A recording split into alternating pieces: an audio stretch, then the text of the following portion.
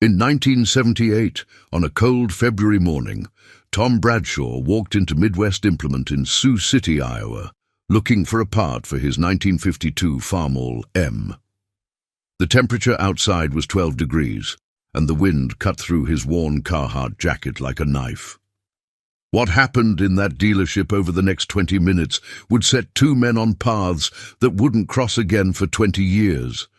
But when they did, everything would be different. The showroom gleamed under fluorescent lights. Brand new John Deere tractors lined the floor like soldiers at attention. A 4440 sat front and center, priced at $32,000 according to the sticker in the window.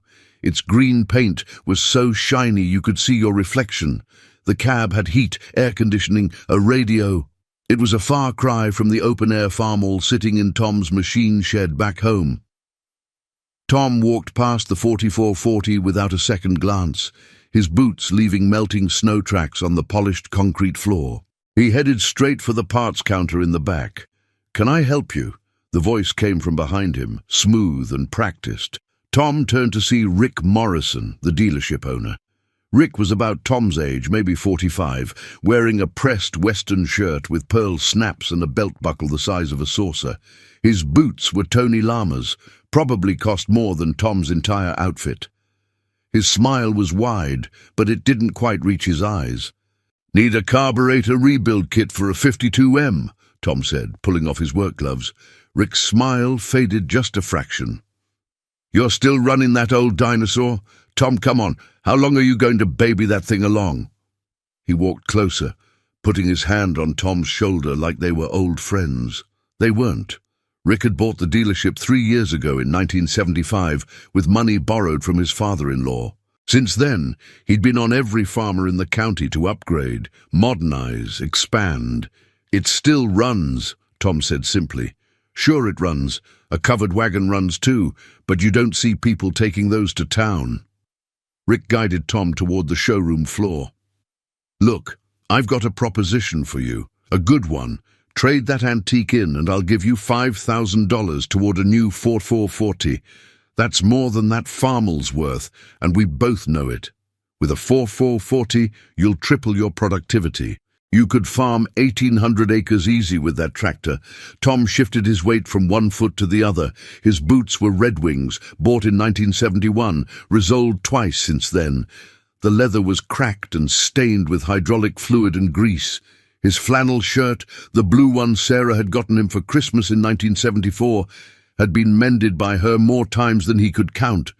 There was a patch on the left elbow, another on the right shoulder where it had caught on a nail in the barn. "Don't need to triple my productivity," he said quietly, looking at the 44440, but not really seeing it.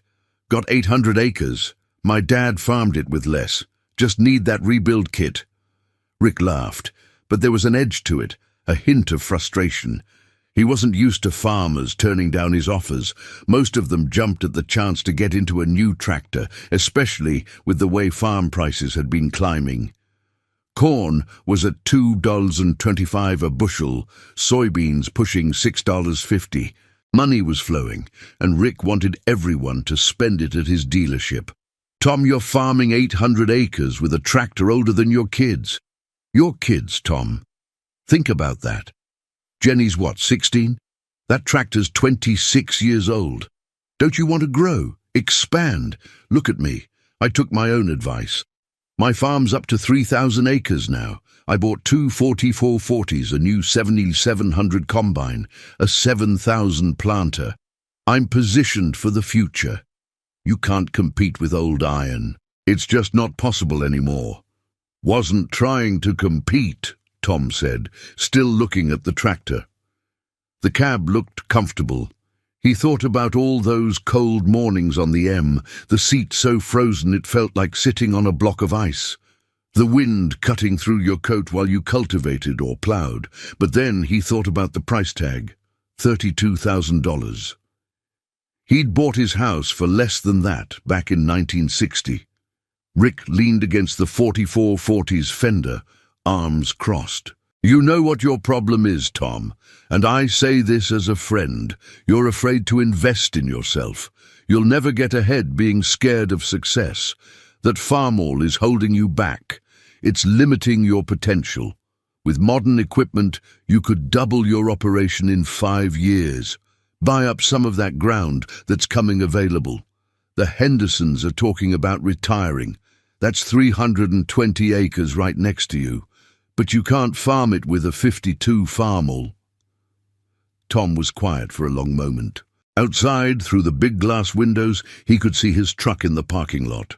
A 1968 Ford F100, Robin's egg blue where it wasn't rusted. The passenger door had been hit by a corn wagon in 1973 and never properly fixed. It pulled a little to the left, and the heater only worked on high. But it started every morning, and the title was in his desk drawer back home, paid in full. In the bed of that truck sat his toolbox, a Craftsman 3-drawer, bought used at an auction in 1965. Next to it, a 5-gallon bucket of used bolts, nuts and washers he'd saved over the years. Another bucket held various lengths of chain. A coil of wire sat in the corner. Waste not, want not. That's what his father had always said. "What'd you pay for those two 4440s?" Tom asked. Rick's chest puffed out a bit. $64,000 for both. Best money I ever spent, but I'm making it back in increased yields. Bigger equipment means I can get more done in less time. Time is money in farming, Tom. You know that. You own them? Tom's voice was still quiet, almost conversational. Rick's jaw tightened just a fraction. I've got financing through Ag Credit. 12% interest, 7-year note. It's an investment, Tom. You have to spend money to make money. That's Business 101. My cash flow covers the payments easy, and in 7 years they're mine-free and clear. Tom did the math in his head. 64,000 at 12% for 7 years. That was a lot of corn, a lot of beans, and that was assuming prices held steady or went up. It was assuming good weather, assuming the equipment didn't break down in ways the warranty didn't cover, assuming a lot of things. He nodded slowly. I'll just take that rebuild kit. The parts man had been standing there the whole time, watching this play out. His name was Dale, been working the parts counter for 15 years, since before Rick bought the place. He'd seen this song and dance before. Rick was a salesman, through and through. Dale pulled the rebuild kit from the shelf behind him, set it on the counter. That'll be $8.50, Tom. Tom pulled out his wallet. Brown leather, bought at a farm store in 1962. The stitching was coming loose in one corner, but it still folded, still held his money. He counted out exact change. A $5 bill, 3 ones, and the rest in quarters and dimes from the change jar Sarah kept by the back door. As he turned to leave, rebuild kit in hand, Rick called after him. You're making a mistake, Tom, a big one. In 5 years, farmers like you will be extinct, gone. The future belongs to the ones willing to take risks, to invest, to grow. You're going to wake up one day and realize you got left behind. Tom paused at the door, his hand on the cold metal handle. He turned back, looked at Rick standing there next to that gleaming 44440, looked at the price tag again. $32,000. He thought about his 800 acres, thought about the $287 in the checking account right now in early February, thought about the seed he'd need to buy in 6 weeks, thought about the fact that he slept through every night without waking up at 3 in the morning worrying about payments. Maybe so, he said, but I sleep pretty good at night. He drove the 23 miles home to his farmhouse on County Road 47, just outside of Sergeant Bluff. The house had been built in 1924 by his grandfather, white clapboard siding that had been painted exactly 3 times in 54 years. The paint was peeling now, showing the grey wood underneath in places. The porch sagged a bit on the south end where the foundation had settled, but every wall was straight, the roof didn't leak, and most importantly it was paid for. Had been since 1949.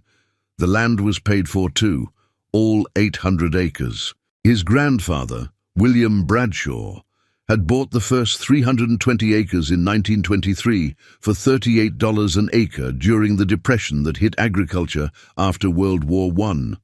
He'd added another 240 acres in 1935, picking it up from a bank foreclosure for $22 an acre. Tom's father had bought the final 240 acres in 1955. When he passed in 1965, he left it all to Tom, free and clear. No mortgage, no liens, just land and a handshake with the lawyer. That evening after chores, Tom spread newspapers on the kitchen table and laid out the Farmall's carburetor parts. The kitchen was warm, heat coming from the wood stove in the corner.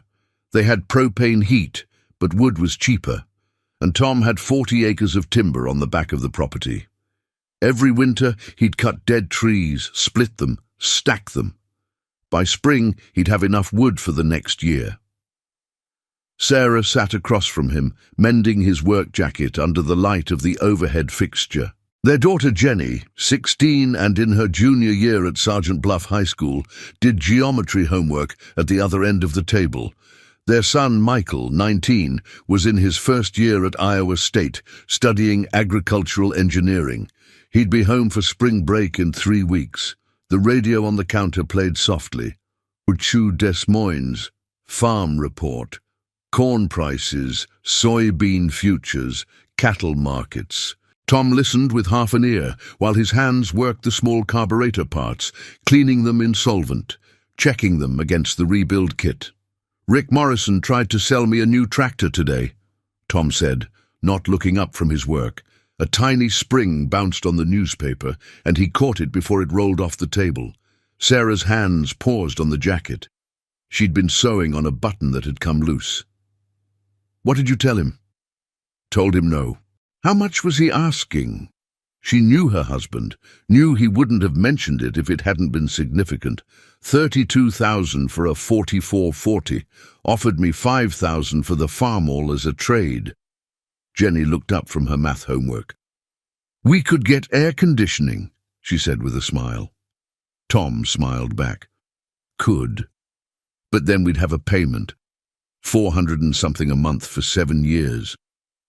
"That's a lot of corn," Sarah said quietly, and went back to her stitching. "That's what I thought," Tom said. The thing was, Tom had done the math. With a 4440, he probably could farm more ground, maybe push to 1,200 acres, but that would mean renting or buying more land. Land was going for about 1,200 an acre now, up from 800 just 3 years ago. If he borrowed to buy another 400 acres, that was another payment, and he'd need a bigger planter, bigger cultivator, maybe another combine. It was a cycle. One purchase led to another, and before you knew it, you were leveraged up to your eyeballs. His father had told him something once, back in 1966, right after Tom had taken over the farm. They'd been sitting on the porch, watching a summer thunderstorm roll in from the west. "The land will take care of you if you take care of it," his father had said. "But the minute you start working for the bank instead of yourself, you've lost something you can't get back." The years rolled on like they always did in farm country. Spring planting, summer growing, fall harvest, winter maintenance. 1979 came and went. Farm prices held steady. Corn stayed around $2.50, beans around $6. Tom made a decent living, not rich, but comfortable. He put money back every year in a savings account at First National. Nothing fancy, just 3% interest, but it added up. Then 1980 hit like a freight train. In January, President Carter imposed a grain embargo on the Soviet Union in response to their invasion of Afghanistan. Overnight, the biggest buyer of American grain disappeared. Prices started to slide. By March, corn was down to $2.10 a bushel. But that wasn't the real problem. The real problem was in Washington, D.C., where Federal Reserve Chairman Paul Volcker had decided the only way to kill inflation was to choke it with high interest rates. Prime rate, which had been 11, 5% in August 1979, hit 15.5% by March 1980. By December of 1980, prime rate peaked at 21.5%. For farmers who'd borrowed heavily during the good years, buying land and equipment when interest rates were 8 or 9%, this was a catastrophe. Their payments essentially doubled. Land that had been worth $2,000 an acre in 1979 started falling. By 1982, it would drop to $200 in some counties. Farmers who'd borrowed against inflated land values suddenly found themselves underwater. Tom heard the talk at the grain elevator, heard it at the farm supply store, heard it at church on Sunday mornings. Everyone was worried. Some were scared. In March of 1981, Tom ran into Rick Morrison at the Sioux City stockyards. Rick was there to sell some cattle, trying to raise cash. Tom was there to buy a couple feeder steers, something he did every year. Bought them in spring, fattened them on corn over the summer, sold them in fall. Rick looked tired. The cocky confidence from 3 years ago had been replaced by something harder, more desperate. They nodded at each other, didn't talk much. What was there to say? Through the coffee shop grapevine, Tom heard that Morrison had expanded again in 1980, just before everything went south. Bought another quarter section from the Peterson family, took on another $64,000 in debt. He'd also bought a third 4440 and a new 9600 combine. Got to stay ahead of the curve, Rick had apparently told everyone at the elevator. Can't let up now. But the curve had turned into a cliff, and Rick had run straight off it. Tom kept farming his 800 acres. The Farmall M was still running, now 29 years old. The carburetor he'd rebuilt in 1978 was still working fine. He also had his 1961 John Deere 3110 that he'd bought used in 1973 for $4,800 and a 1958 Alice Chalmers WD-45 his father-in-law had given him when the old man retired in 1974. The newest piece of equipment Tom owned was a 1970 International 915 combine he'd paid $4,200 cash for at an auction in 1976. When something broke, he fixed it. He had a full shop in his barn, drill press, bench grinder, welding outfit, complete set of socket wrenches from 1/4-inch drive up to 3/4 inch. Tools organized on pegboards, outlined in black marker so you knew where everything went. Parts bins labelled in Sarah's neat handwriting. Bolts, nuts, washers, cotter pins, all sorted by size. He could rebuild most anything. Transmissions, rear ends, hydraulic pumps. What he couldn't fix, his neighbour Charlie Drummond could. Charlie was 68, been farming all his life, had forgotten more about equipment than most people ever knew. They'd trade work back and forth. Tom would help Charlie bale hay. Charlie would help Tom with a bearing that needed pressed out. The crisis deepened in 1982. Land values continued to fall. Banks that had been eager to loan money in 1978 and 79 suddenly wanted it back. Foreclosure sales became common. Tom would see notices in the Sioux City Journal, farm auctions every week, sometimes 2 or 3. He went to a few, not to buy, but to pay respects. Stand there with other farmers, watch families lose everything. Watch strangers bid on tractors, combines, planters. Watch the farmer and his wife stand off to the side, faces blank with shock and grief. Tom never saw Rick Morrison at those sales. In early 1983, Tom was driving past Morrison Farms on Highway 75 when he noticed 3 new tractors sitting in the yard. Not new, but newer than anything Tom owned. A couple 4630s and a 4440. The shop building had been expanded, now bigger than Tom's entire barn. Morrison Farms had grown to 4,500 acres, according to the sign at the end of the driveway. At the grain elevator a week later, Tom ran into Charlie Drummond. Charlie jerked his head toward Rick Morrison, who was talking on the phone in the office. "Heard he's leveraged pretty tight," Charlie said quietly, voice low enough that no one else could hear. "Word from my nephew who works at Ag Credit is Rick owes the bank over $300,000. Maybe more." Tom whistled low. "That's a lot of corn." Lot of interest too, Charlie said. Even if rates come down, and they will eventually, he's got to make those payments. And with corn at $2.10, beans at $5.20, that's going to be hard. Tom didn't say anything, just nodded. It wasn't his place to judge. Every man had to make his own decisions, live with his own consequences. That night, Tom sat at the kitchen table with Sarah and they went over the books. They did this every month, had for 18 years. Income versus expenses, seed, fertilizer, fuel, repairs, property taxes, insurance. Write it all down, add it up, see where you stood. They'd had a decent year in '82. Yields had been good even if prices weren't. After expenses and putting some back for taxes, they'd cleared $18,000. It wasn't a fortune, but it was enough. "We could do the roof this year," Sarah said, tapping her pencil on the ledger. "It's been leaking in the back bedroom since that hailstorm in June." "I'll get the shingles next week," Tom said. "Dale at the lumberyard was telling me they're running a sale." They paid cash for the shingles, 28 bundles at $12.50 each, plus the felt paper and roofing nails. Total cost $421.80. Tom and Michael, home for spring break from Iowa State, spent 2 weekends that spring re-roofing the house. It cost them $421.80 in materials, about 40 hours of labor between the two of them, and a lot of sore muscles. But when they were done, the roof didn't leak. The years continued their march, 1984, 1985, 1986. The farm crisis ground on. Every week, it seemed, another foreclosure sale. Tom went to a few, not to buy, but to pay respects. He'd see families standing there, watching strangers bid on their lives' work, and it made his chest ache. He never saw Rick Morrison at those sales. In 1987, Tom heard that Morrison had sold off 600 acres. "Had to," the banker's wife mentioned at church. "Couldn't make the payments on everything." Tom didn't say anything, just nodded. By 1990, the crisis had passed its peak, but the landscape had changed. A lot of small farms were gone. A lot of good people had lost everything.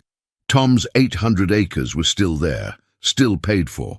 The Farmall M was still running, now 38 years old.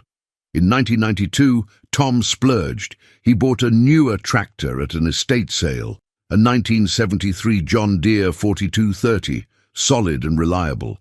He paid $9,000 cash for it. The auctioneer seemed surprised when Tom pulled out the money, counted it out in hundreds. "Don't see much cash anymore," the auctioneer said. "Don't have much debt," Tom replied. The 1990s brought better times. Grain prices improved. Tom and Sarah's kids were grown now. Michael had gone to college, got a degree in agricultural engineering, but came back to the farm. "If you'll have me," he said. "Always room for one more," Tom said. Jenny married a good man, a machinist named Dave. They lived in town but came out for Sunday dinner every week. In 1998, 20 years after that day in the dealership, Tom got a phone call. It was a lawyer from Sioux City. "Mr. Bradshaw, this is James Chen from Midwest Legal Associates. I'm handling the bankruptcy proceedings for Morrison Farms and Midwest Implement. There's going to be an auction of the assets, including the farm property. I'm calling to inform the adjacent landowners." Tom's farm wasn't adjacent to Morrison's, but he thanked the lawyer for the information. That night at dinner, he told Sarah and Michael, "Rick Morrison's going under." Sarah set down her fork. "That's sad." "It is," Tom agreed. "No pleasure in another man's suffering."